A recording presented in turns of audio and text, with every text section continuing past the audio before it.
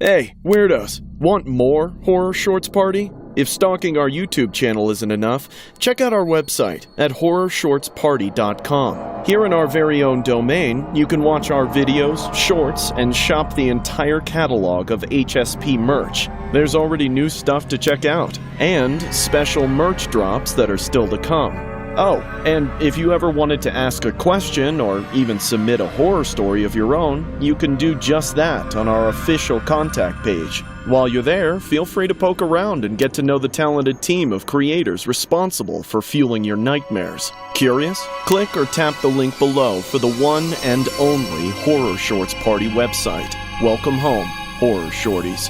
Now, back to the video.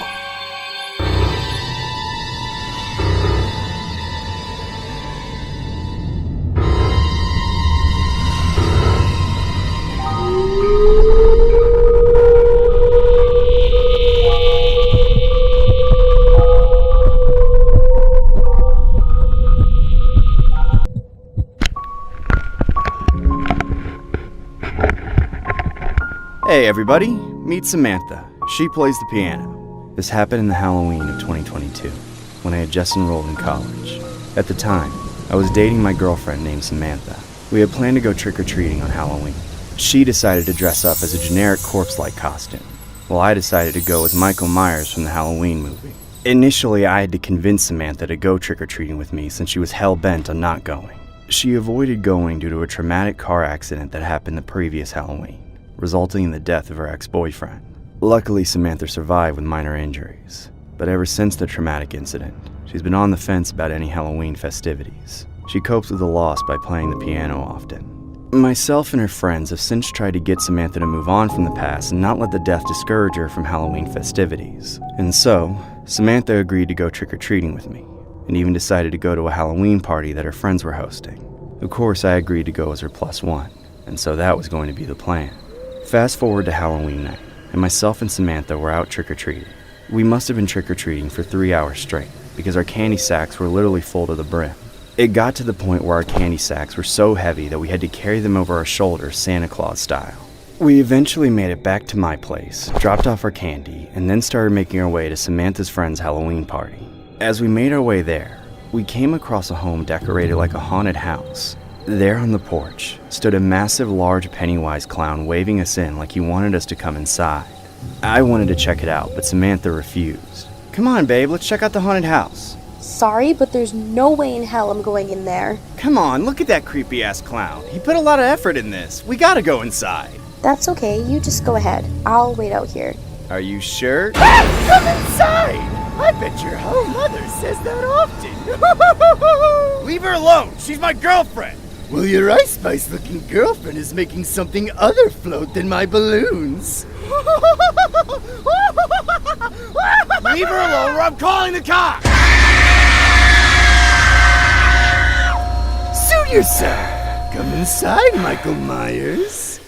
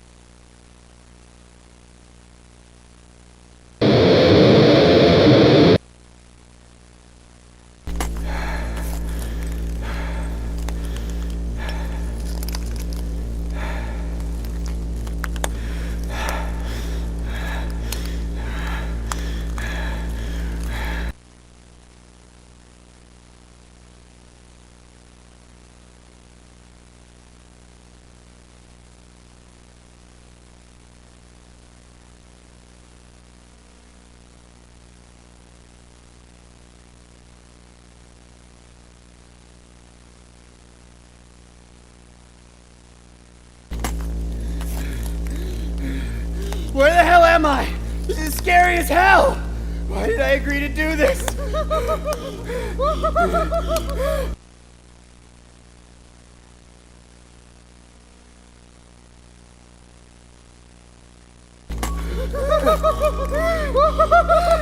Dude, please let me out! I don't want to play this game anymore! What the hell is going on?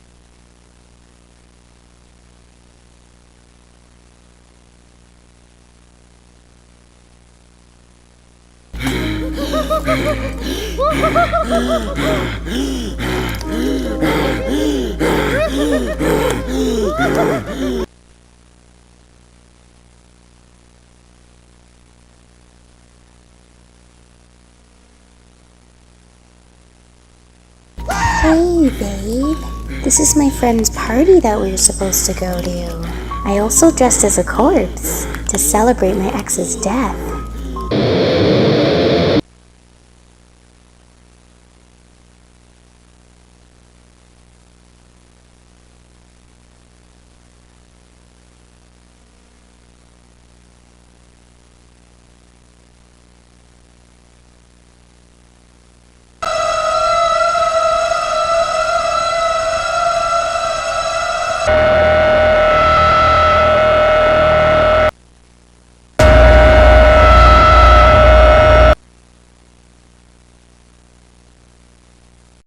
The story was inspired by one of the most disturbing cases that happened around Halloween. A female named Mackenzie Shrilla had intentionally killed her boyfriend and their friend in a fatal car crash, and then subsequently dressed as a corpse for Halloween just weeks after.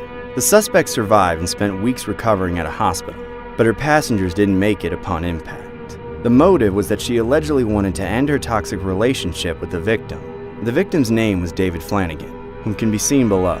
Prosecutors described the suspect as literal hell on wheels. It was reported that the suspect had booked a hotel room with her girlfriends and dressed up as a corpse, merely mocking the victim. The victim's mother has since expressed her anger, stating she thought she was going to get away with it. They were in a hotel room having fun. There was just no remorse.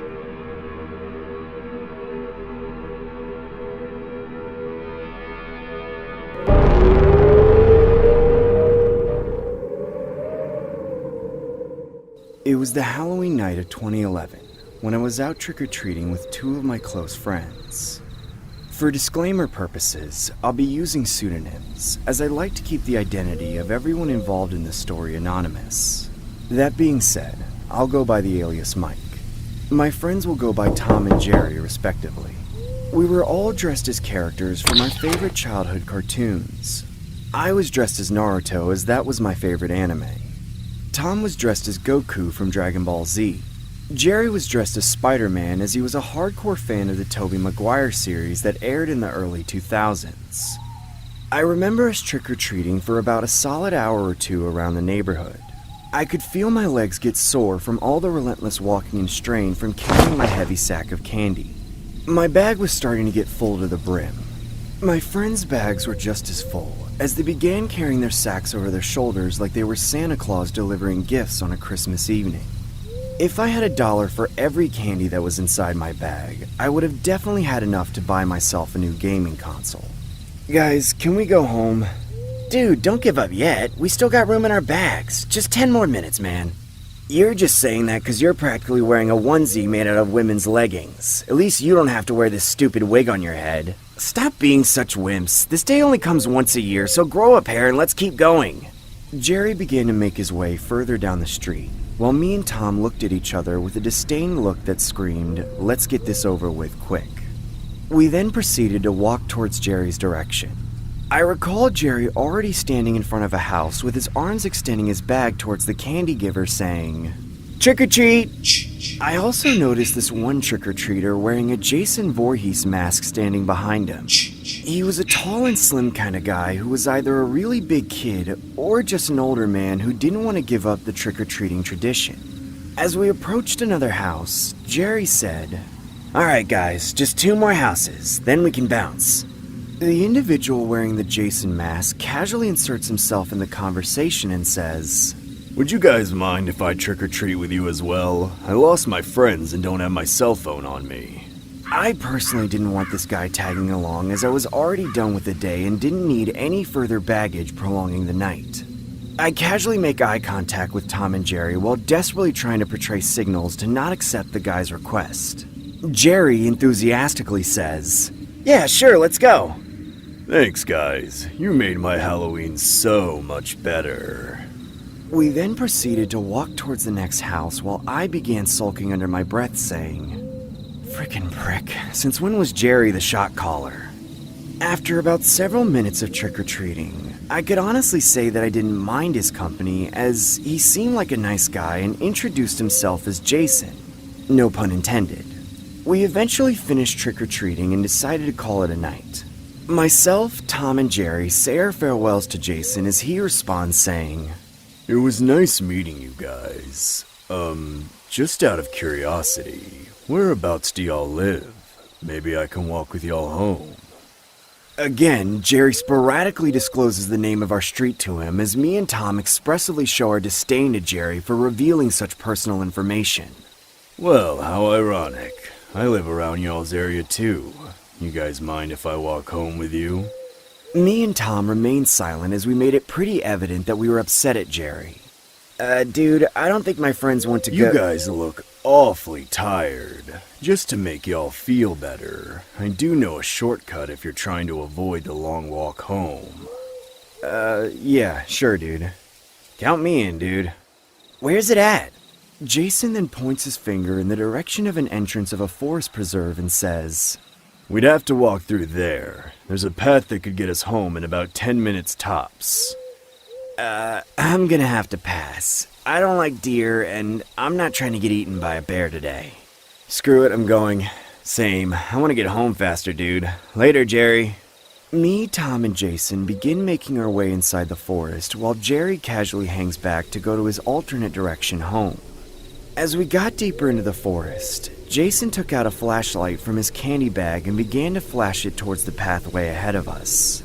Well, I wouldn't really call it a pathway, as the entire ground was covered in dirt, leaves, trees, and bushes scattered everywhere. I remember walking for about 10 minutes, but in reality, it felt like 30. His directions were precise and his voice was comprehensible. I understood every instruction he was directing us to walk in, but couldn't digest why the walk was taking so long. I had completely ignored the fact that it was well over 10 minutes. For better context, me and Tom were leading the walk while Jason shined his flashlight from behind while giving out directions. Yo, are we there yet? My legs are freaking killing me, man. Dude, when are we gonna make it home? It's been like 20 minutes already. We'll be arriving there in just a minute, boys. As we began to walk further down the forest, I casually turned my head to glance at Jason, only to see him wearing his mask still, despite trick-or-treating being over with. I started to feel a little uncomfortable, and began questioning the guy's integrity by saying, Dude, why are you still wearing your mask? And I'm starting to believe you're not leading us home. Stop! Jason then points at 2 shovels sitting on a small area of open dirt and says, Both of you, pick up the shovels now! Dude, what's going on? Jason then pulls out a long machete from the back of his pants and says, Pick up those shovels and start digging a hole! What? Do it, weeb! Dude, please, just let us go! Pick up the shovel and start digging, Naruto! This is your last warning that I'm killing you both! That's when me and Tom pick up the shovels and frantically start digging. In the back of my head, I was legitimately contemplating putting up a fight with this psycho as it was 2 against 1 with the aid of the shovels. Unfortunately, I couldn't muster up the courage to put up a fight against him as I didn't want to run the risk of mine or Tom's head getting chopped off. About 15 to 20 minutes later, me and Tom dug a hole big enough for the both of us to fit inside it. As we were about to make our way out of the hole, Jason shouts, Don't move! Stay in the hole! As he forcibly grabs both the shovels away from us while holding the machete against us. Jason then tucks the machete inside his pants, grabs one of the shovels, and begins burying us alive with the dirt we just dug out. I began to feel my vision getting blurry as the overwhelming amount of dirt he was tossing at us impaired my vision. Please, I don't want to die. I'm too young for this, please! Please, let us go! Why are you doing this? We're only kids! All I remember thinking about in that moment was how a human could do such an inhumane act, and how I was literally going to share my remaining moments on Earth being buried alive with my best friend. I was at the point where I had already accepted death. I recall the taste of dirt and dead bugs going inside my mouth. The sensation of dirt hitting my skin was all I felt. That's when I heard a loud thud like he had just bashed Tom's brains out. I couldn't hear or feel any more dirt hitting the surface of my face. I rubbed my eyes to clear my vision, only to see Jason laying face down on the ground unconscious, with my other friend Jerry holding the shovel. Me and Tom then dig ourselves out of the hole and hop back to ground level. Despite surviving the catastrophe and being able to run away scot-free, I grabbed the machete from the back of Jason's pants. I then held him up by the forehead and began hacking at his neck, slicing and dicing repeatedly.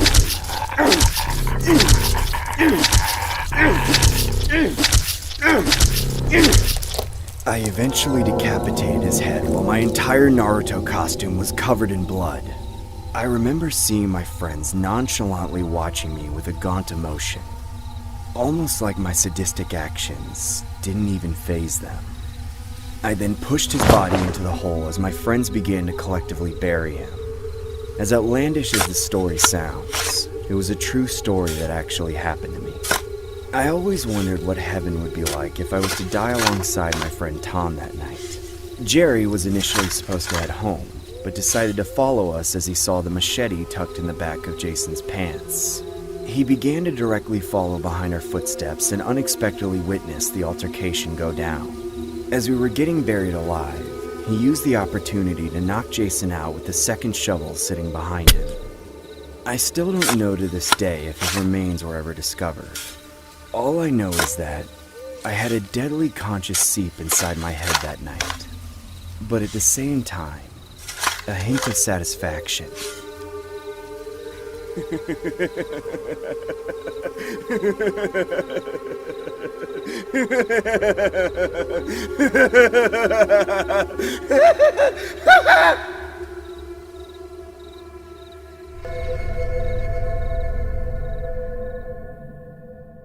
This story happened a couple years ago when I was in my early teens. It all started when I went to the movies with my friend Sam to go see the world premiere of The Dark Knight. The movie garnered a lot of notoriety at the time, obviously due to Heath Ledger's leading role as the Joker. I personally thought it was the greatest movie I had ever seen, considering I've seen almost every Batman movie that ever existed. I decided to buy some Dark Knight merchandise at the vendor booth located in the theater. What appealed most was how cheap the Batman masks were selling for. I didn't have a Halloween costume picked out for October yet, and neither did my friend Sam. We both collectively purchased one mask each and figured it would make for an easy costume to trick-or-treat with. I can honestly say it was an astronomical improvement from the cliche bedsheet over the head ghost I was last year. Fast forward to October 31st. Me and Sam both wore our Batman masks and began going door to door, looking for an opportunity to fill our candy sacks faster than any other trick-or-treater on the block. Trick-or-treat! Well, happy Halloween, Batman. That's it? Lame. Get the hell off my property, you ungrateful twerps! The majority of the houses were pretty generous, with the exception of a few bad apples, to say the least. On this particular night, there wasn't many houses that had their lights on, which generally meant that they didn't really celebrate Halloween, or in other words, they weren't giving out candy. Me and Sam were understandably upset considering we'd been walking for at least an hour. I continued trick-or-treating while Sam began to head home through the pit located in the middle of the neighborhood. Why didn't I just stay home and watch SpongeBob? The pit was just a fancy nickname for the forest reserve, which was generally used for nature walks during the day, but me and Sam went there solely for the sake of a shortcut home. I began walking about half a block down when I see more houses without their lights on. Screw this, I'm going home. I eventually approached the pit while beating myself over the head for not leaving at the same time as Sam. As I entered the pit, I instantly had second thoughts of taking the longer route, as this route seemed nothing short of irresponsible and dangerous. I ultimately decided to man up and continue walking through the pit, as I didn't want to prolong my already dreadful night. Why the hell did I have to take this route? I can barely see anything. I knew I should have dressed up as a skateboarder. I would have been home already. I remember the pit being so dark to the point where I could virtually see nothing except for whatever my cell phone light was illuminating. What the hell was that? I began walking faster as I could hear faint sounds of what sounded like a maniac clown laughing. What the hell? Who's there? Who's there? At this point, I was so petrified I instinctively dropped my candy due to the adrenaline rush flowing through my body. I couldn't care less about the candy as I genuinely felt like my life was in danger. That's when I saw the source of the laughter standing a few feet in front of me. It was a man dressed as the Joker from the Batman movie I saw previously. He honestly looked like an exact replica of Heath Ledger's with a hint of blood on his costume. What made this more disturbing was how casual his demeanor was. He just stood there smiling at me like my appearance was amusing to him. I didn't want to express the fear I felt internally, so I tried to playfully marvel at his costume and say, "Hey there, I really like your Joker costume." No matter how hard I tried to keep a composed poker face, my body language and mannerisms couldn't help but show the fear that bled inside of me. He then took a couple steps closer to me as I began to cautiously take a few steps backwards. "Hey man, what the hell do you want from me?" "Why so serious? Happy Halloween." The man surprisingly walks past me while I watch him in complete shock. What the hell was that? Was that some real-life Joker?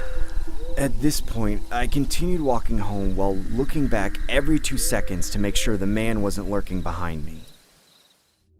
I eventually make it home and watch a couple of YouTube videos, trying to forget the creepy encounter that just took place.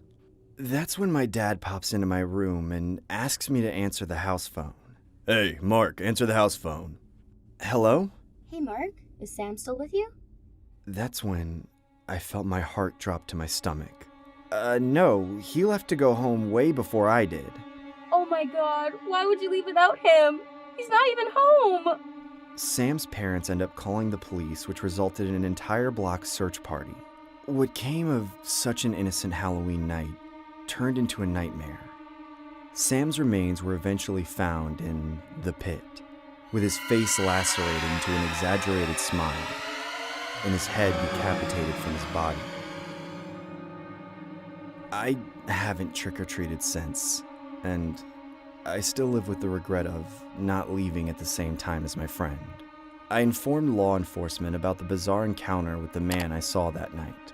Call it speculation or whatever you want, but I know the death of my friend Sam had something to do with that sick man. Or should I say, the Joker. My god, why? Why would you take my son from me? Why, God? God, why? Why would you take my son from me? Police are looking for any witnesses to come forward in the connection of a deadly homicide of a teen. The victim's remains were found at the local park observatory. The suspect is described to be approximately 6 feet tall, Caucasian, and was last seen wearing purple attire with a green vest and tie. Police say the suspect is described to have face paint imitating the Joker from the blockbuster hit The Dark Knight. If anyone has any tips, please contact your local law enforcement and you shall remain anonymous. Alright, Karen, back to you.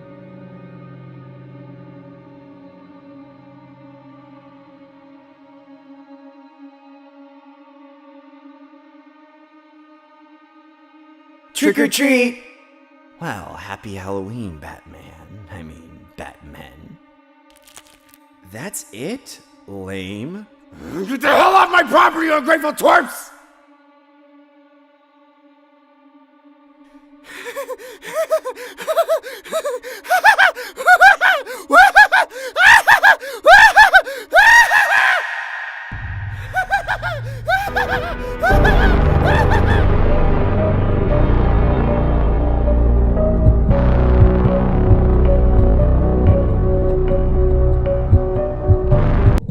Every time Halloween came around the corner, I hated it. Not that I necessarily minded the holiday as a whole, but every year my parents made me take my younger brother Billy out trick-or-treating. I was in my 20s, so I was way too old to trick-or-treat myself.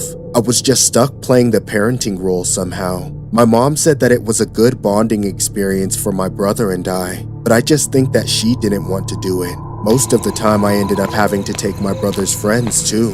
That just made it worse since I had even more kids to keep track of. This year it would be just me and my brother though. We had just recently moved and didn't really know anyone in our neighborhood. The whole area was new to us, and we'd only just started to become more familiar with it. Honestly, I was a little worried about getting lost while we were out. I didn't have the greatest sense of direction. When night finally came, my brother dressed as Batman. It was actually a pretty good costume. At least it didn't make me feel that embarrassed walking around with him. We started pretty early because my brother didn't want all of the good candy to be taken. I walked him around the neighborhood for a good while. I noticed that all of the houses seemed to be a little older here. After about an hour, I was ready to be done with it, but my brother insisted that we had to continue until his bag was full to the brim. Of course, once he filled that bag, I had to carry it around while he brought out a fresh bag to fill up. It was pretty exhausting walking around with him. He didn't seem tired at all though. He just wanted to get as much candy as he possibly could. I guess I couldn't really blame him. I just wished that we could finish soon. We must have been trick-or-treating for 3 straight hours when we came across a creepy-looking house near the end of a street. There was a sign out front that said something like, "Come in for a bite." I just thought it was some lame Halloween haunted house gig, so I stupidly let my brother go inside alone while I waited out front. I wasn't in the mood to have some random teenager try to scare me. Then, a few minutes later, I heard something shocking. A blood-curdling scream rang out from inside the house. It sounded like my brother. I immediately dropped the bag of candy and ran inside. It was dark as hell. I pulled out my phone and turned on the flashlight to look around. The place was so creepy. It looked like an abandoned house. I screamed for my brother. Billy? Where are you? There was no response. Everything was dead silent. It was like a tomb. I slowly walked deeper into the house, scared out of my mind. I had no idea where my brother could have gone. I just hoped that I wasn't too late. Then suddenly, as I rounded the corner, I came upon a large man dressed as Mario standing motionless in the hallway, just staring at me.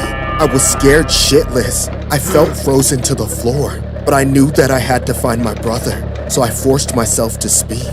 I demanded to know where my brother was. Where is he? What have you done with him? I tried to sound tough, but no matter how hard I tried, I couldn't help but sound scared as hell. My voice quivered when I spoke. The Mario just stood there, still staring at me, and not saying a word. I had my phone pointed at him since I was using the flashlight, so I took a picture of the man and again demanded to know where my brother was. He still didn't say a word. Then, out of nowhere, the Mario charged at me. He started screaming and laughing while he grabbed my throat and tried to strangle me. He sounded like a lunatic. I managed to break free from him and sprinted like hell out of the house. There, I miraculously saw my brother standing out front. I shouted at him, "Run!" We both abandoned the candy and ran as fast as we could all the way back to our house. When we got there, we raced inside and locked the door. We both stood there for a moment, out of breath and terrified. I checked out the window to see if the Mario man had followed us home. There was no one there. We told our parents everything. At first, they thought we were just joking around, but after seeing the fear on our faces, they started to believe us. They asked us which house it was so that they could call the police, but I stupidly hadn't written down the address or taken a picture of the house. I had no idea where it was, since it was a new neighborhood. The next day, something else disturbing happened. I opened the front door to go check the mail, and found my brother's 2 bags of candy sitting on the doorstep. I thought that I had to be mistaken. Some kid had probably just left their candy there last night. But when I looked closer, I was sure they were the same bags. I couldn't believe it. I looked around to see if anyone was watching me, but the street was deserted. My parents decided that we had to file a police report. My brother and I did the best that we could in describing the house, and said that it had a "come in for a bite" sign out front. The police looked into it, but they never found anything. The only evidence that I had of the whole ordeal was the picture that I had taken of Mario. It was terrifying, but I was glad that I had it. It made me sure that it had really happened. My family and I ended up selling the house and moving to a new neighborhood. We couldn't deal with the constant paranoia that the Mario knew where we lived. My brother never wanted to go trick-or-treating again after that night.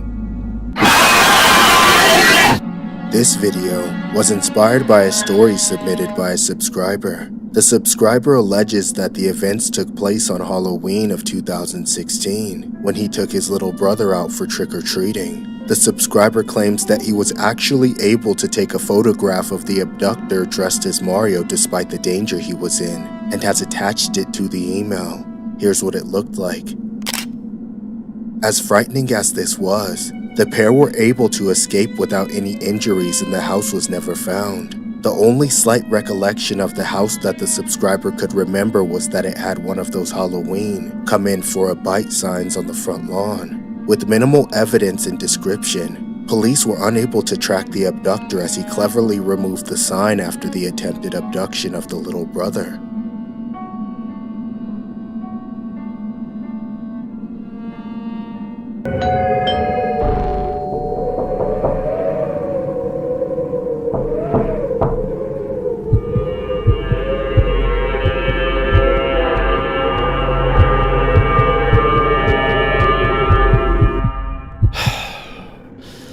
Alright, let's get this Halloween started, shall we? I'm sure these trick-or-treaters are gonna love this. Definitely gonna need some lollipops, some chocolate, some chips. Ooh, definitely some Skittles. Starbursts.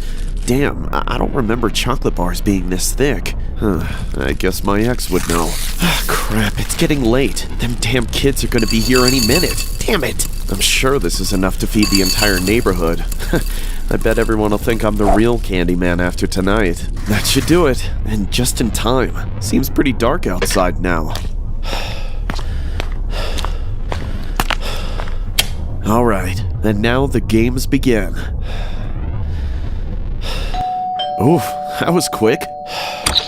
Trick or treat! Hey, Mario and Luigi! You guys are my first trick-or-treaters of the night, so you both get a fistful. Here you go. And here you go. That's all you're getting. How about a thank you? No? Okay. Then get the hell out of here! Stupid kids.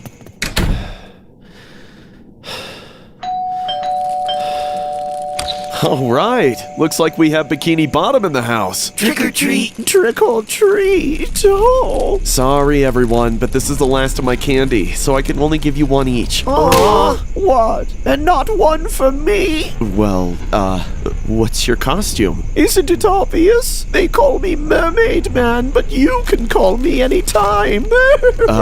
I'm good. Or you can call me Mermaid Woman, but you can just call me a beautiful mermaid. You sure you're not a whale? Excuse me? What did you say? No, I meant Pearl. Pearl the whale. She's my favorite character. And what did you dress up as? Maybe you can be my barnacle boy.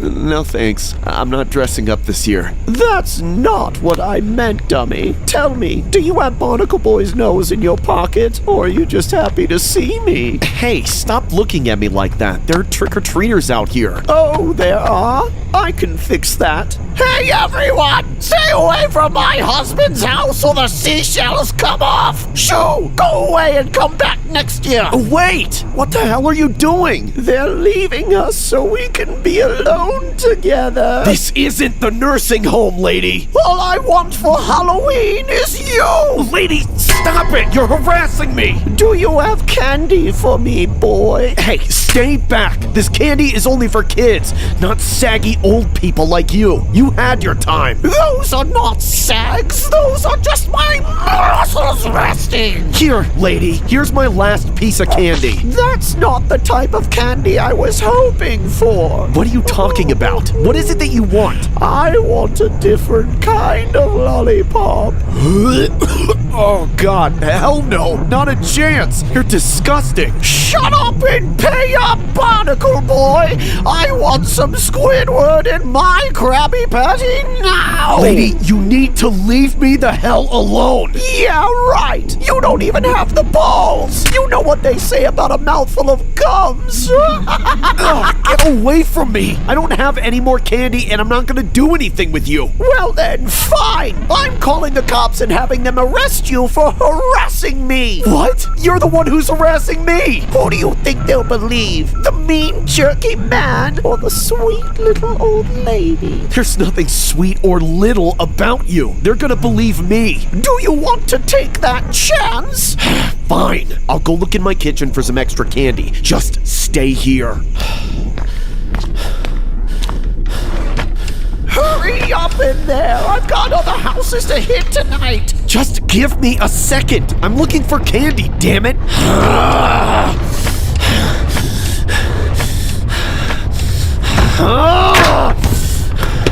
Damn it, I've got nothing left. That old hag isn't going to leave me alone.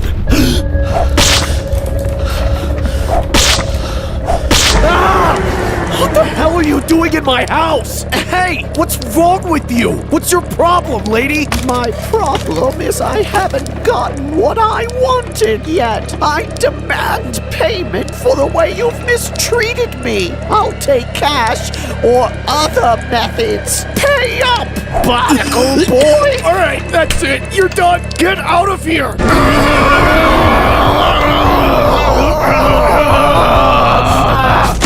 How does it feel to know I'm the superior one in the duo, you little punk? I want to sit on that barnacle boy nose.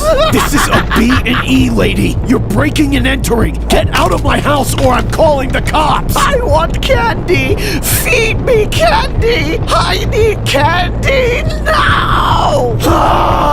Help! Someone get their grandma. Help me. You're lucky I like my men with a little more backbone than you. So this is what Halloween has come to. This animation was inspired by a story submitted by a viewer who claims an older woman was acting like a Karen while trick-or-treating around her neighborhood. Allegedly, the Karen would harass multiple houses if they refused or didn't give her enough candy, despite trick-or-treating at her old age. The viewer also claims that the woman even forcibly took large handfuls of candy from multiple homeowners' candy bowls and would allegedly run off. It was unknown if the woman was arrested or not, but from what the viewer said, multiple complaints were filed that night.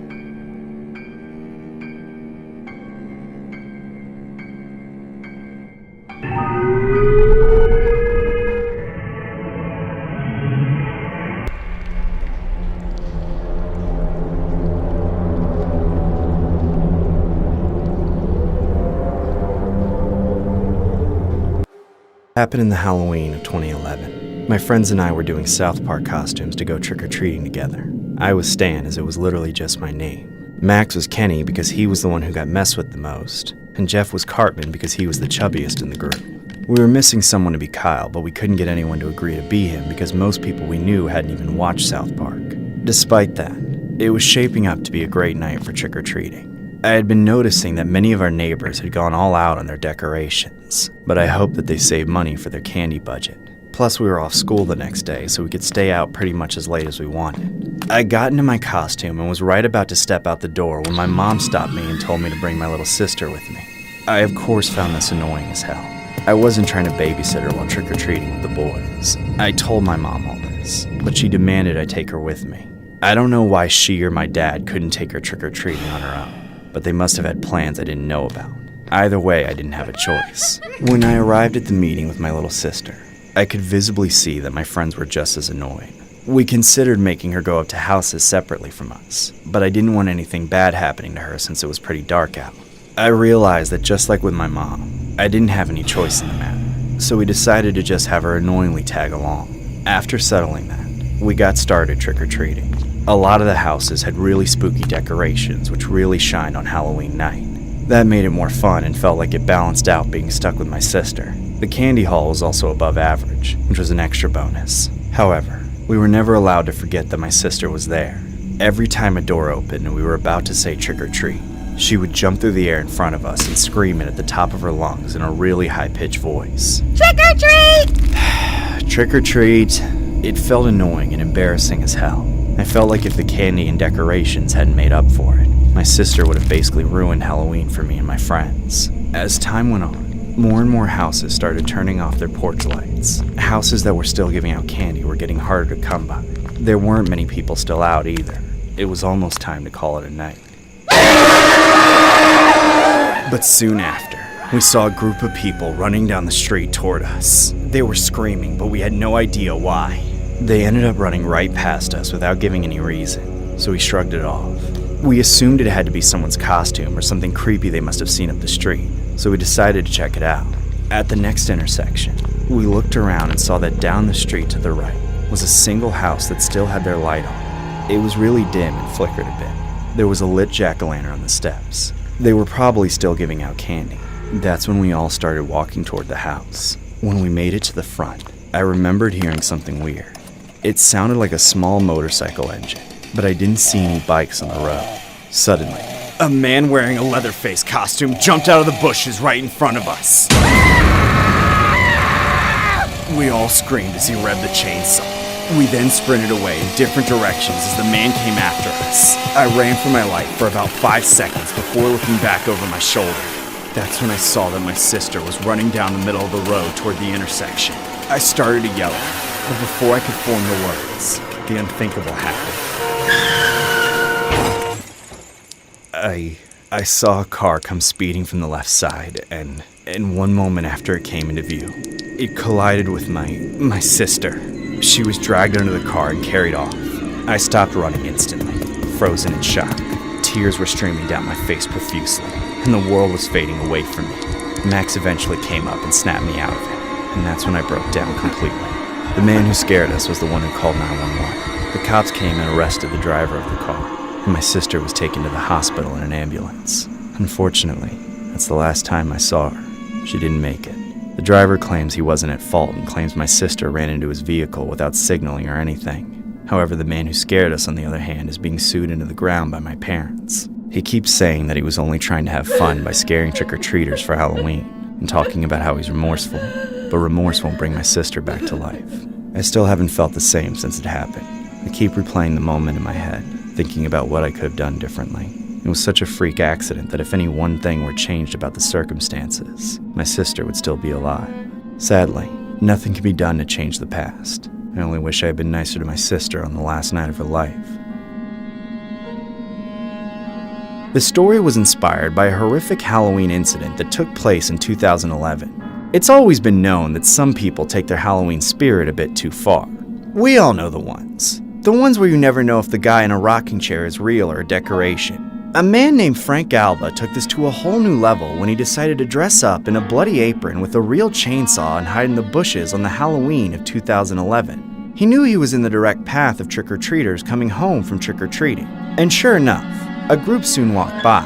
Alba then jumped out of the bushes and revved the chainsaw, sending the trick-or-treaters screaming. Unfortunately, one of the trick-or-treaters named Leslie Garcia ran into a busy road and was hit by a car. The family has since sued as the girl sustained permanent injuries and trauma, but the results of the lawsuit are unclear.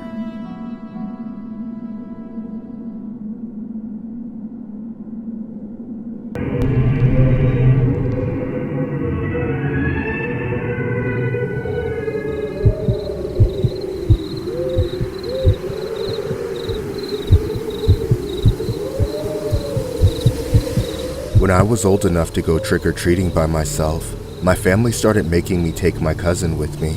She was a girl and a few years younger, so it made sense to keep her safe. I didn't mind it as she and I were pretty close. In a way, it was kind of a tradition. My parents would take me over to my cousin's house, then we'd get our costumes on, which were usually matching. I didn't mind that either. Matching costumes always got more candy, and that's all I really cared about. One year, I dressed as Chucky, and my cousin was the bride of Chucky.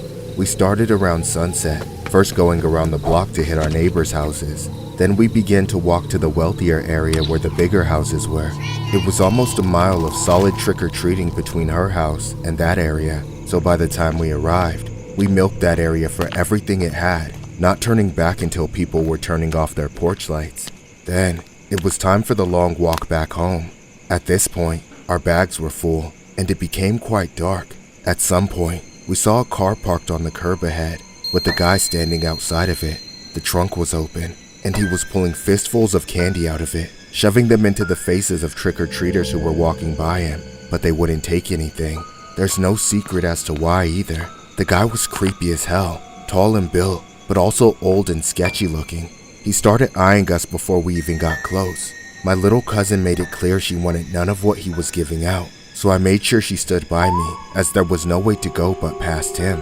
As we approached, he smiled, waving candy in our faces. Hey, lovebirds, want some free candy? Yeah, no thanks. And also, we're cousins. Why should that stop you?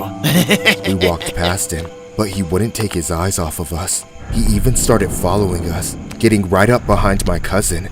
I could tell she was freaking out on the inside and trying to keep it together, so I stepped in before he went any further. Come on, have a kiss. Back off, what's your problem? My problem is I've got a boatload of candy and nobody wants to take any. At this point, you can just have it all. I just want one little thing in return. Leave us alone or I'm calling the cops! Go on, run home like the little pussy you are. About 30 feet from his car, the man stopped following us, but we kept walking away as fast as we could. The farther we went, the fewer people were out on the street. I thought about knocking on someone's door and asking for help, but I just wanted to get home. Before I knew it, we were the only ones out, except for one singular car driving behind us. It wasn't driving though, it was cruising, barely faster than our walking pace. Looking over my shoulder, I couldn't see inside because the windows were tinted, but it seemed like the same car that Creep was standing outside of. My cousin was also aware of the car, and she was starting to panic. I decided to take a random right turn, hoping the car would just drive past, but it didn't. It took the same turn. That's when I knew for sure we were being followed, and there was nobody else it could be but that same Creep. The car was basically driving right beside us at this point, matching our speed. I didn't know what to do. I then heard the car park right behind us. We were too scared to look back at that moment. Maybe he had just arrived at his house and was going inside. Suddenly, I got slammed in the back. I saw the man carrying my cousin over his shoulder. I went into fight or flight and ran over to do whatever I could to stop him. Help me! Stop him, please! Let her go! Let her go! Somebody, help me! Get lost, kid! It happened so fast. By the time I caught up, he was already opening the back seat and throwing her inside the car. I hit him as hard as I could again and again, but he was unfazed. He then turned back and shoved the side of my face, sending me flying on the concrete once again, then through the veins of my own eyes. I saw the car driving away. There wasn't even a license plate for me to try and read. As I came to, I looked around in disbelief. I was surrounded by a horde of spilled candy, alone on the empty street, and my little cousin had vanished. I freaked out, crying and screaming for help. I banged on doors until somebody answered and called the cops for me. The police came, then our parents, then the whole damn neighborhood. Everybody went looking for my cousin. There was an entire manhunt, and yet they never found a trace of my cousin or the man that kidnapped her. It's been years since that night, and my cousin has been missing ever since. Whether she's still alive or not, I can't imagine how much she suffered. Every Halloween, I have nightmares reliving the entire thing over and over. People always tell me I did everything I could, but it still feels impossible not to blame myself for what happened. This story was inspired by several Halloween Reddit posts that involved the attempted kidnapping of trick-or-treaters, trick-or-treating from someone's trunk of their vehicle. The term is called trunk kidnapping, which refers to being forced into a car's trunk. The term is also known as trunk-or-treating, a Halloween alternative where candy is given out from the car's trunk. This is a common Halloween tradition where children go to decorated cars in a parking lot and get candy from the trunk, instead of the traditional trick-or-treating from door to door. Some believe it is considered a safe alternative to trick-or-treating because it avoids the street crime and danger. However, others argue that trunk-or-treating is far more dangerous due to the trick-or-treaters being more susceptible to being forced into a car's trunk and ultimately kidnapped.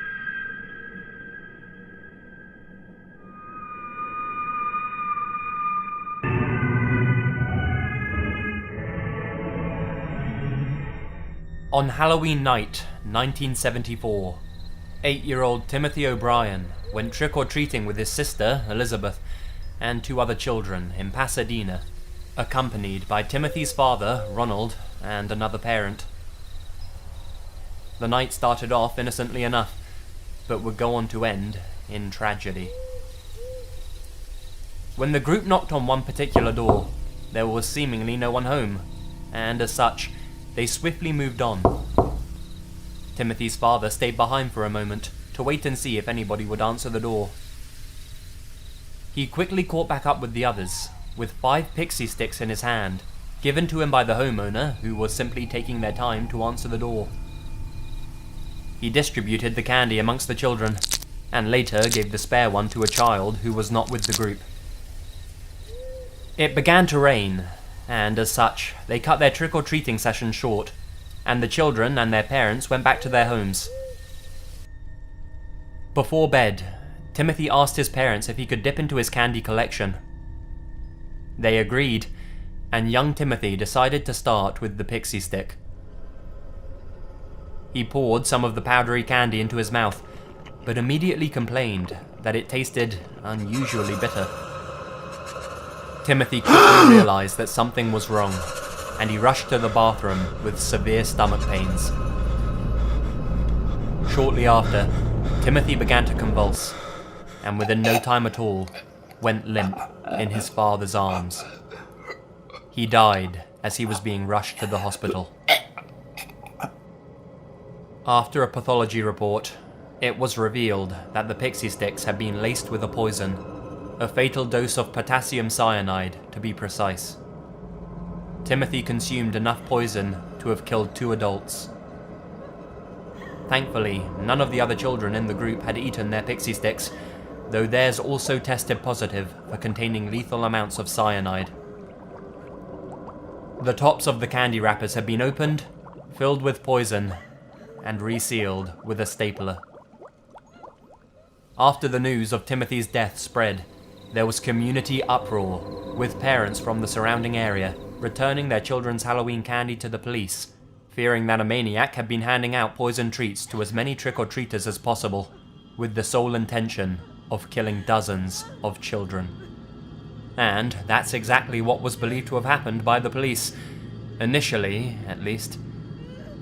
The authorities began to grow suspicious of Ronald, Timothy's own father, due to his inability to even recall which house handed out the pixie sticks, despite the fact that he and the children had only visited a handful of houses across 2 streets that evening. Even more strange was the fact that none of the houses that the group had visited that evening had been handing out pixie sticks to trick-or-treaters. Eventually, the truth came to light. Ronald had poisoned the candy himself, and ensured that it ended up being given to all of the children that he had taken out trick-or-treating. His motivation? To collect on various life insurance policies that he had taken out on his son, and presumably his daughter, though, as stated, she never ate her candy. He gave the other children the sweets in order to cover his tracks, and make it appear as if someone else was indiscriminately handing out the poisoned pixie sticks. Turns out that Ronald was over $100,000 in debt, and the life insurance payouts that he was set to receive would have eased his financial woes. Throughout his entire trial, Ronald maintained his innocence, but the amount of evidence pointing towards him as the murderer was too substantial for the jury to ignore. It was revealed that Ronald had been talking to chemists about where he could purchase cyanide and how much would be needed for a lethal dosage. His friends and co-workers also testified that Ronald showed an unusual interest in the poison in the months leading up to Halloween. He was found guilty of murder and 4 counts of attempted murder, and was sentenced to death.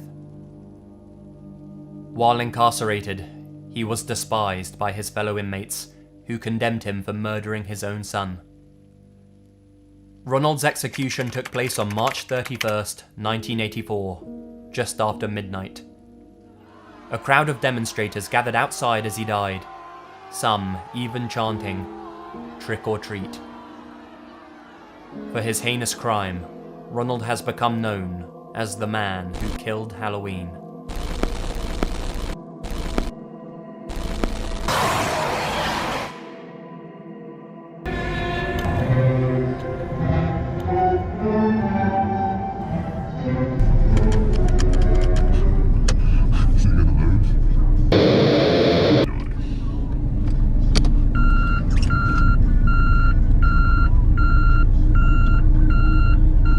The next story featured on our Simpsons Halloween special was inspired by this disturbing clip of a clown holding a free hug sign. The individual in the vehicle appears to be filming the clown as he cautiously puts his vehicle in reverse while trying to capture as much as he can in this deserted road. There's no telling why one would intentionally dress up just to terrorize oncoming patrons in the area, but we can only speculate such a thing. The next story was inspired by this horrifying footage. Last summer, I moved towns as usual. My parents can never manage to stay in one place for more than a year. They're a bunch of worthless drunks that had me by accident, so they just tow me around while they circle the drain. Because of them, I can never keep any friends even if I do make some, and my biggest dream is just to be able to leave them in the dust when I turn 18. I don't even care where I go, as long as it's away from them. The last place they moved into was this dingy, cramped one-bedroom apartment in the middle of a huge apartment compound.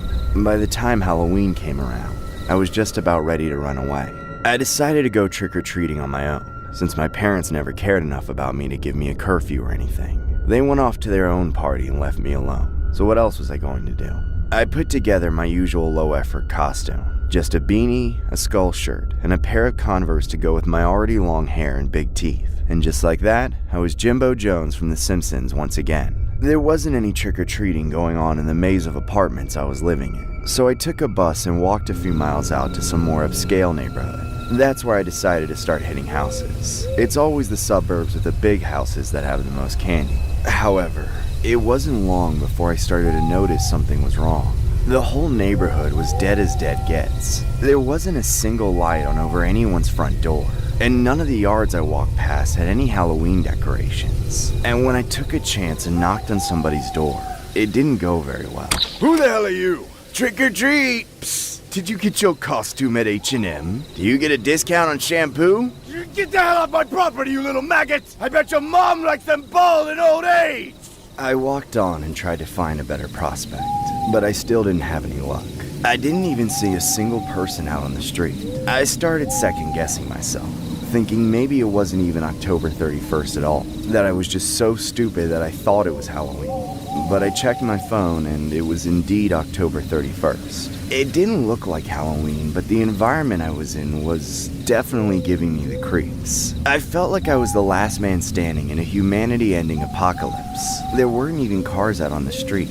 I expected to round a corner and see one turned over and burning down, but that's not what I saw. I reached the end of the neighborhood and saw the border of this thick forest preserve. And standing right at the edge was this kid that looked exactly like Bart Simpson. Well, as much as any real person can look like Bart Simpson. He was just smiling eerily, while holding this raggedy cardboard sign that said free hugs. The kid looked pretty rough too, but he was the first person I'd seen out on the street all night, so I had to go up and talk to him. Hey man, where is everybody? The kid didn't respond with anything except a gaunt stare and a creepy smile. Dude, it's Halloween, right? Do you know where all the trick-or-treaters are? Again, the kid didn't say anything. But then something bizarre caught my eye. The kid started crying. That's when I realized that his eyes were horribly bloodshot, and the tears streaming from his eyes were not clear but bloody. But what made this all the more disturbing was how he remained smiling, not moving a single face muscle. My heart started racing all of a sudden, and then he opened his arms and stared at me. I was terrified, but I could tell all he wanted was a hug, so I reluctantly obliged him. I cautiously leaned over and wrapped my arms around him. While we were hugging, he whispered in my ear, "Make sure you get your free hugs from everyone else too, or else." I broke free and jumped back. What are you talking about? What do you mean? Or else what? Again, the kid said nothing, but he began to start laughing.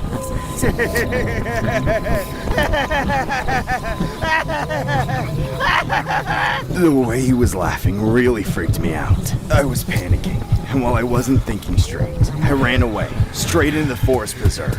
I honestly don't know what I was thinking running into there. I regretted it instantly. I wasn't running long before I ran into somebody else. Some poor girl that looked exactly like Lisa Simpson. She was also smiling and holding a free hug sign. I stopped running and approached her with caution. Hey, little girl, are you okay? Do you need any help? Should I call the cops or something? The poor little girl had the exact same bloodshot eyes as the boy I had seen before. Again, I could see a bloody stream of tears down her face as she smiled at me menacingly.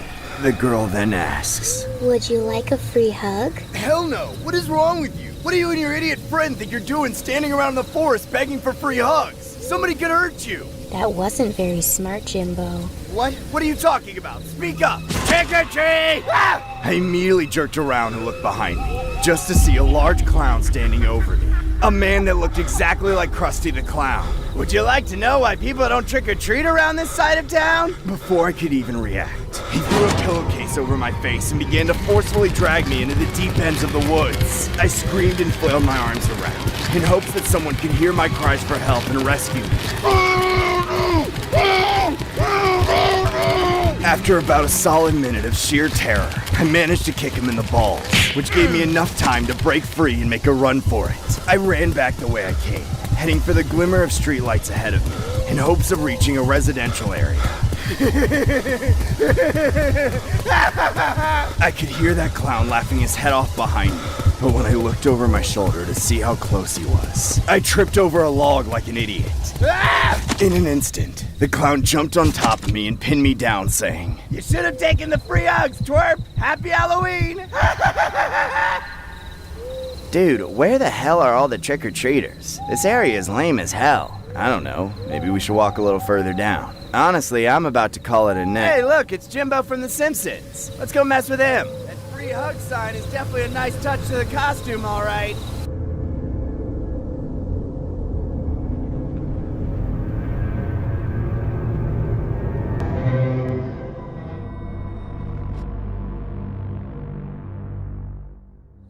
The day was October 21st, just several days shy before Halloween. My anticipation grew higher and higher as I planned to host a Halloween party at my place. I remember setting up a Facebook event and inviting my close friends and coworkers to join the party. My friend Dave would usually be the one to host these kind of events, but unfortunately he couldn't do it this year as his parents were having renovations done at their house.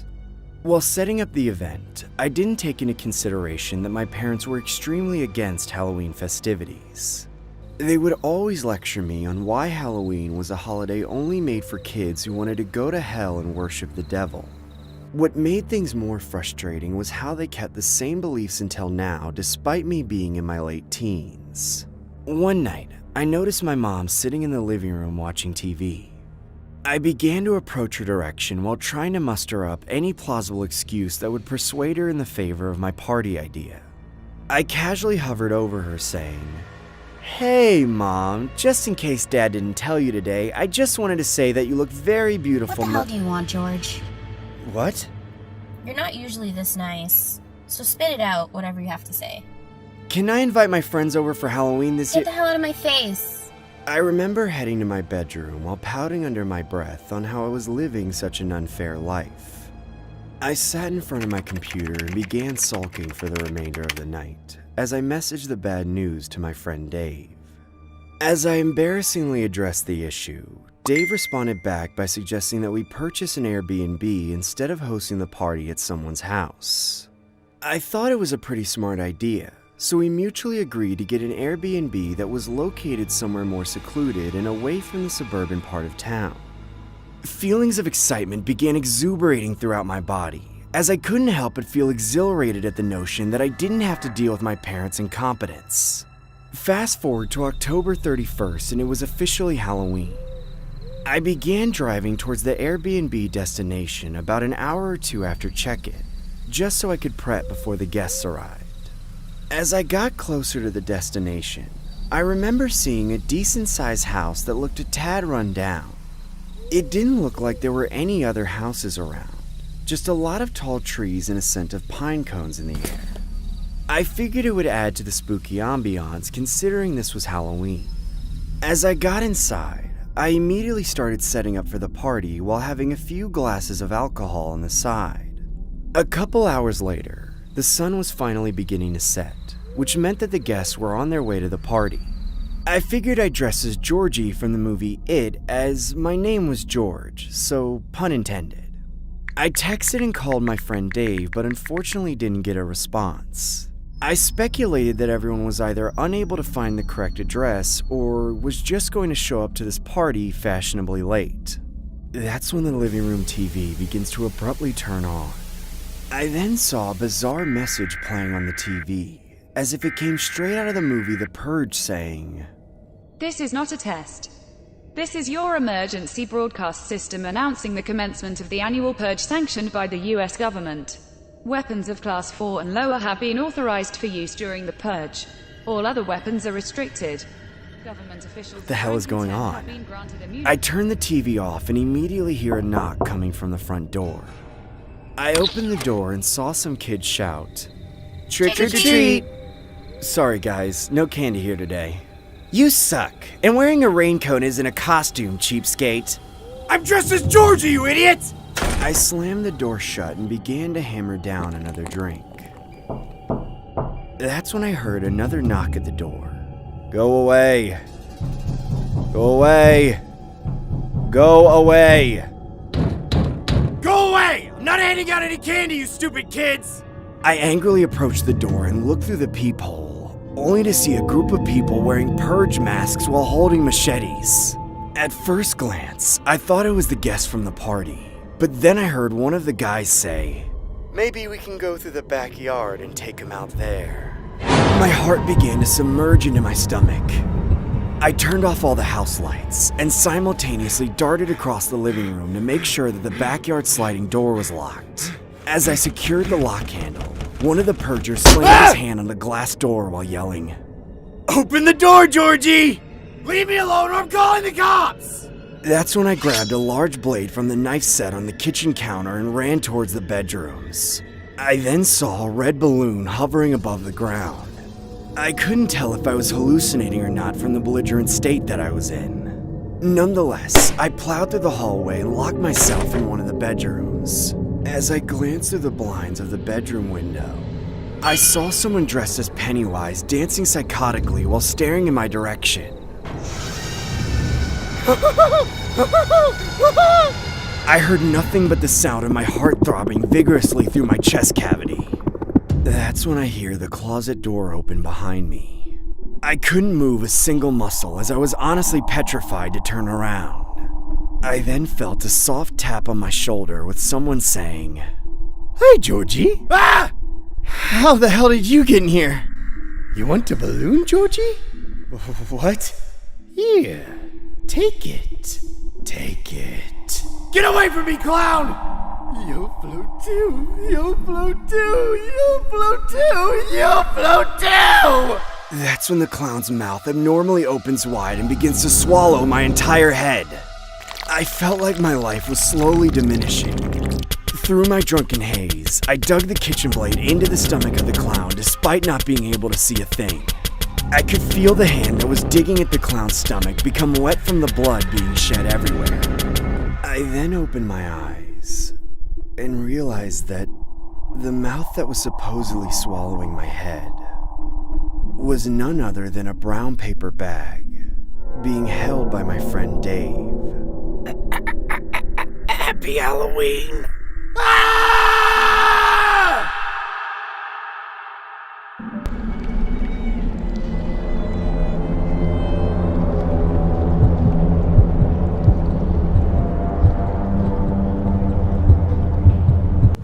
I was alone on Halloween this year. My wife was on a 3-day-long business trip, leaving the house and all the trick-or-treaters to me.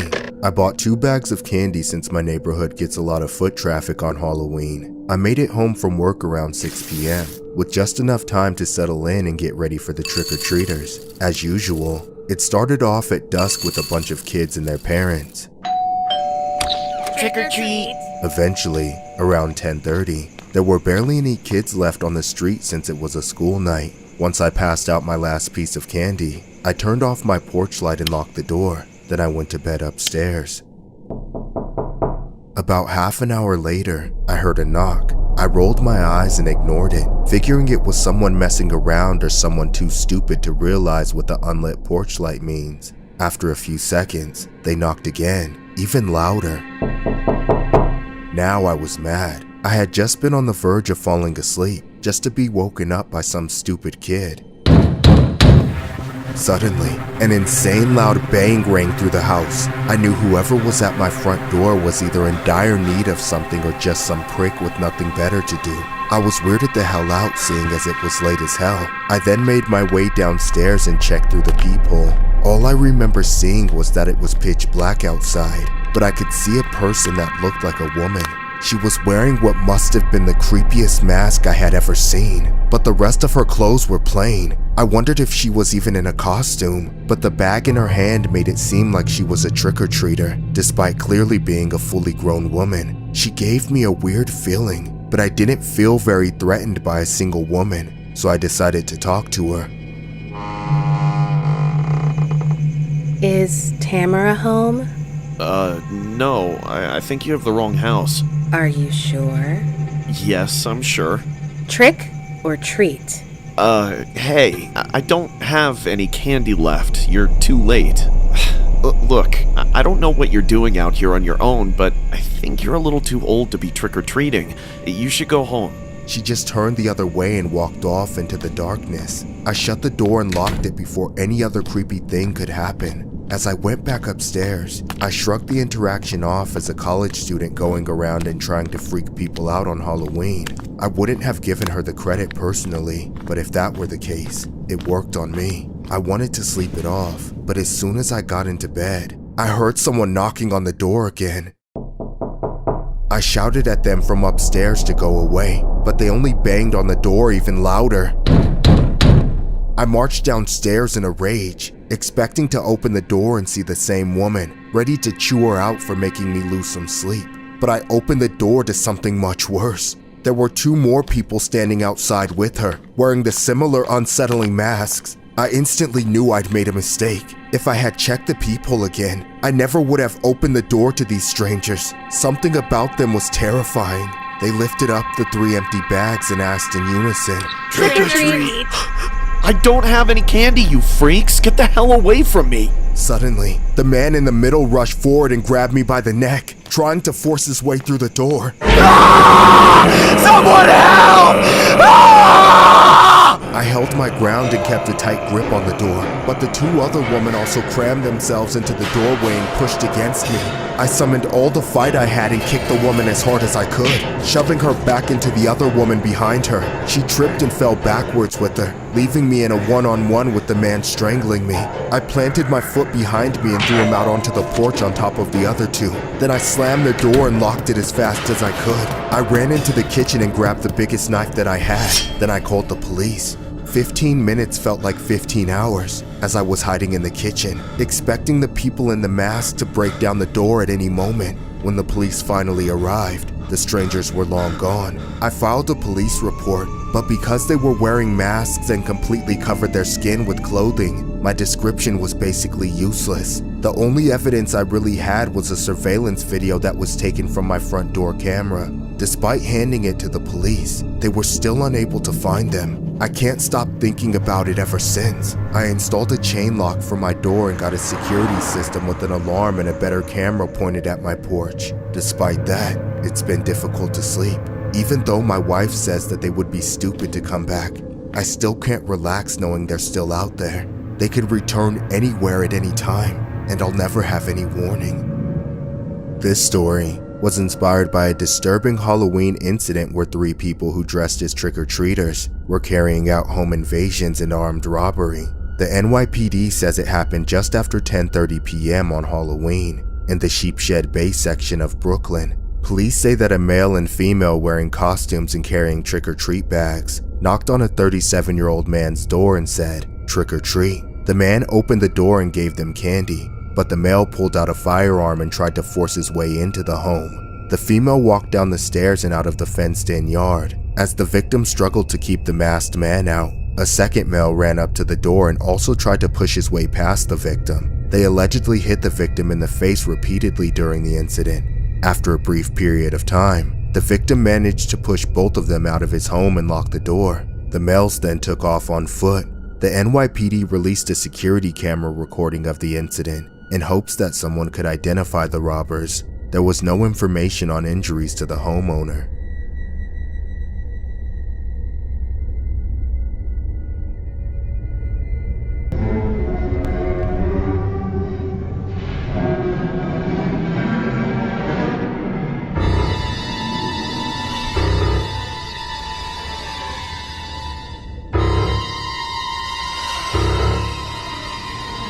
The next story was inspired by the image below. Of course, we don't want to disclose the image just yet, so please stay tuned to the end of the story to see what this story was inspired by. That being said, please enjoy our Simpsons Halloween special. The last year I ever went trick-or-treating would forever traumatize me to this day. It started out when my friends and I decided to dress up as the Simpson characters, which was always good for the candy haul. I went as Bart because of my spiky hair. My best friend was Milhouse because he naturally wore glasses. Our other friends went as Ralph since he was a bit chubby, and the other went as Nelson since he had buck teeth. Everything about the night started off like normal, with the exception of the fact that the whole neighborhood seemed to be just a little dead, and not in a spooky way either. For that reason, we weren't able to collect as much candy as we'd hoped for. After a couple hours of roaming through our neighborhood, we started to get the feeling that we'd hit just about every house. Things seemed to be wrapping up early as a lot of the last houses that we walked by started turning off their lights. Then, when we weren't too far from getting back to where I lived, we came across a small, dingy, rundown house, which was the only house in the neighborhood with their porch lights on. The house didn't have any decorations other than a for sale sign on the front lawn. That's when I asked, "So are we gonna hit up this house or just call it a night? As much as I'd like to beef up this lousy sack, I'm not sure I'm trying to deal with him." Who? Oh shit. I hadn't noticed him at first, but once I did, I couldn't look away.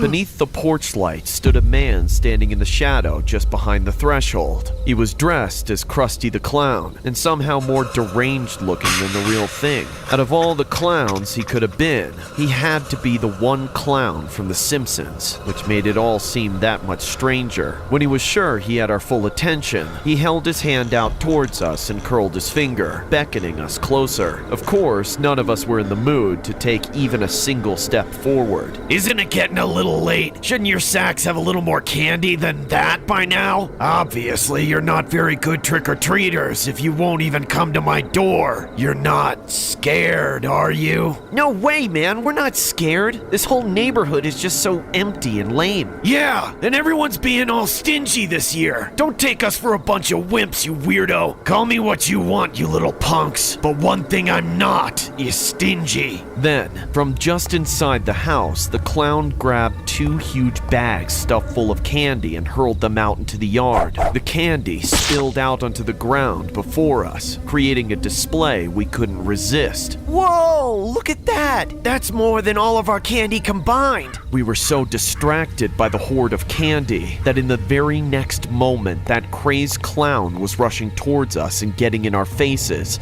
grabbing at us and shoving handfuls of his candy into our bags. Go ahead, take it. It's all yours. What do you say, huh? I've been looking to move out of this crummy town for a while now, and I'd love a little help clearing house. Get away from me, man. We backed off as quickly as we could and made a bit of space between us and him. Well, what are you waiting for? I gave you some candy. Why don't you try some of it? Nah, I think I've got a few more houses to hit before I can stop for the night. Thanks, though. Wait, I'll give you more candy than this whole neighborhood. I just want to see you try it. I told you, man, I'm good. I said eat the candy, you snotty little twerp.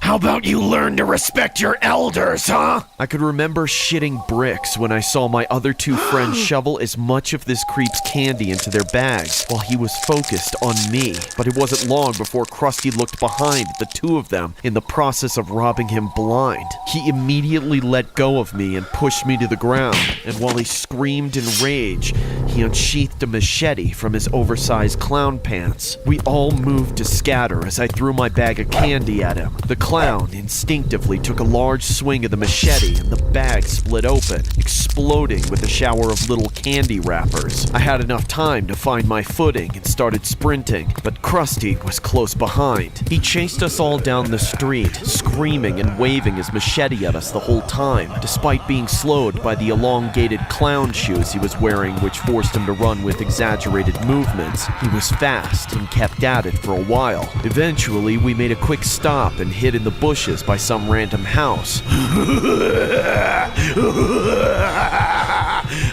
I remember seeing him sprint past us as we held in our breath for dear life. We waited until the coast was clear, in which we slinked out and snuck back to my house. However, we still didn't feel safe. I realized that the house we saw Krusty at was just a few doors down from mine, and after the chase, we were all on edge. All of my friends managed to keep their candy sacks, while I was left empty-handed. I made a quick call to my dad and told him the situation, in which he said he'd be home immediately. After that, we all just sat in the dark, awaiting my dad's arrival.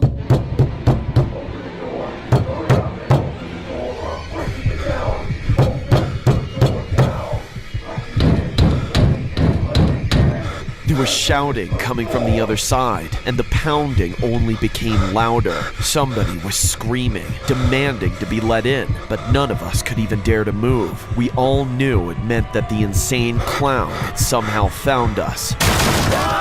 Then, the door gave in and flew open. We all screamed in terror, but soon realized that we were being hysterical. It was only my dad coming home far sooner than I anticipated. He said he forgot his key at the party he just left and thought we were all being attacked. We all had a good laugh, and I apologized for not opening the door and causing him to break it down. Then, just to be safe, he drove all of my friends back to their houses. I was pretty out of it by then, but I remember seeing an abnormal number of ambulances in the neighborhood on my way home, like something had happened on every block. We didn't want to linger outdoors any further, so when we came home, we chained up the door and went to sleep. Around 3 in the morning, I woke up to my phone blowing up with calls and texts from my friends' phone numbers, but their family members were the ones using their phones. All 3 of them had been rushed to the hospital around the same time, and all 3 for the same reason. The candy that we got from that lunatic was allegedly filled with sharp objects, in which my friends had all consumed. 2 of them managed to make it out with just a few internal lacerations, but my best friend wasn't able to.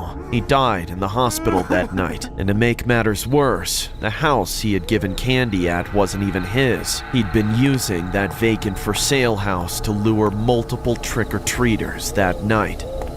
Here is the alleged photograph from a trick-or-treater that found a sharp object in his candy. The victim has since reported the shocking revelations to law enforcement. Unfortunately, the individual responsible for the heinous crime has since remained at large.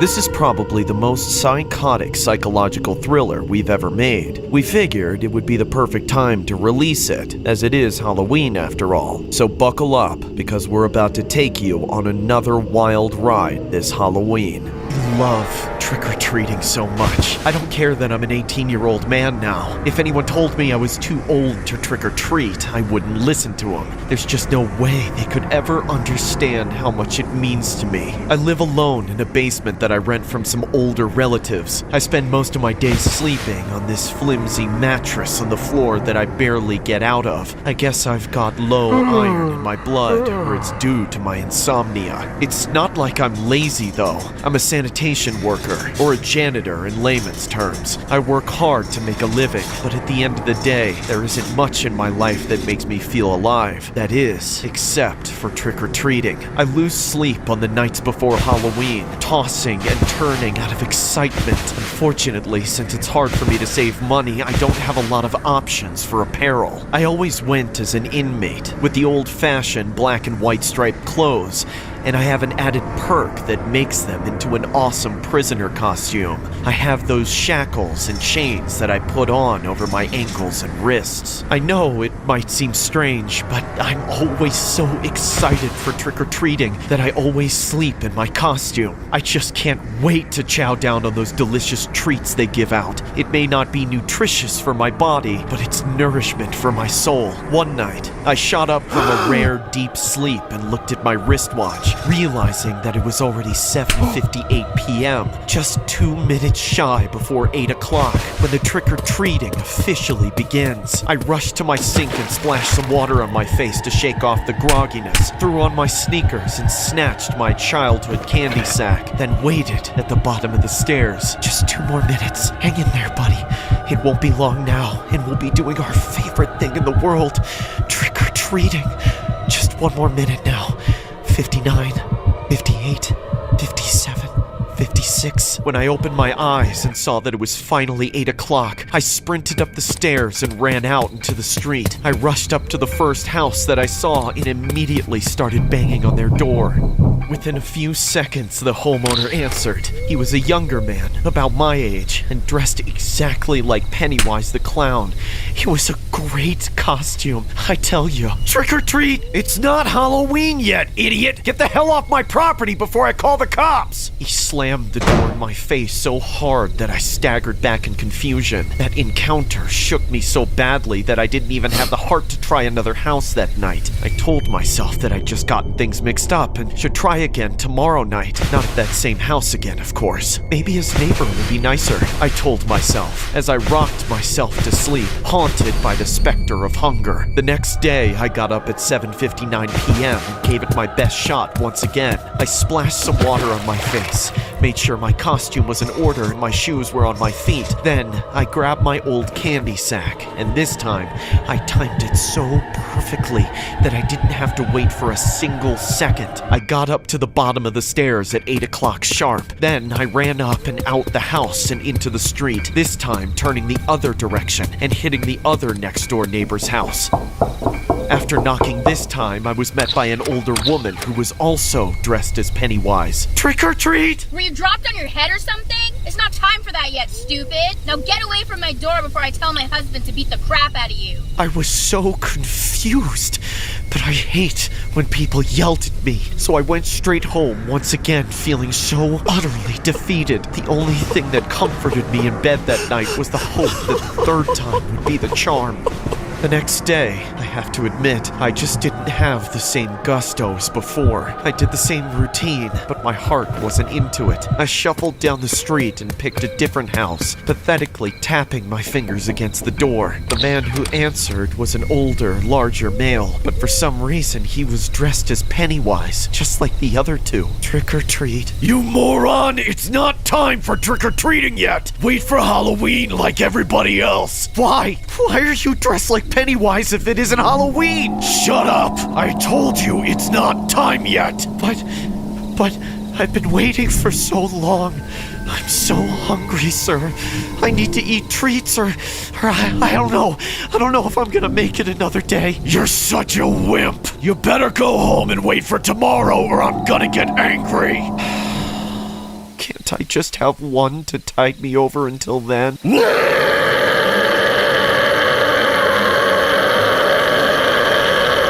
All of a sudden, the man unhinged his jaw as he let out a guttural scream right in my face. He bared his teeth, which began to grow in size and sharpness. Then he lunged at me and snapped his jaws together, trying to bite my face off. Ah! I fell backwards and scrambled, running away as fast as I could. I shuffled back home in a deep depression, sweating with fear and anxiety. The only reason I was able to crawl back into bed and sleep until the next day is because I was so hungry from the lack of treats that I barely had energy to stay awake. I held my blanket over my face and squeezed my eyes shut, hoping this was all just some bad dream. When I woke up, things felt different. I looked at my hands and they were all wrinkly. As I got up, I limped over to the sink and looked into the mirror and was horrified by what I saw. I was a scrawny, starving old man. I tried to splash water on my face and rub my eyes, hoping that I was just seeing things, but nothing I did made that old face go away. I realized that I'd been seeing things. I wasn't some 18-year-old janitor renting out a basement. I was a helpless, diseased old man being held captive captive in someone's cellar. I noticed the time on my wristwatch read 7:59. With nothing else to do, I grabbed my candy sack and waited at the bottom of the stairs. At exactly 8 o'clock, I heaved my aging, decrepit body up the stairs and knocked on the door at the top of the landing.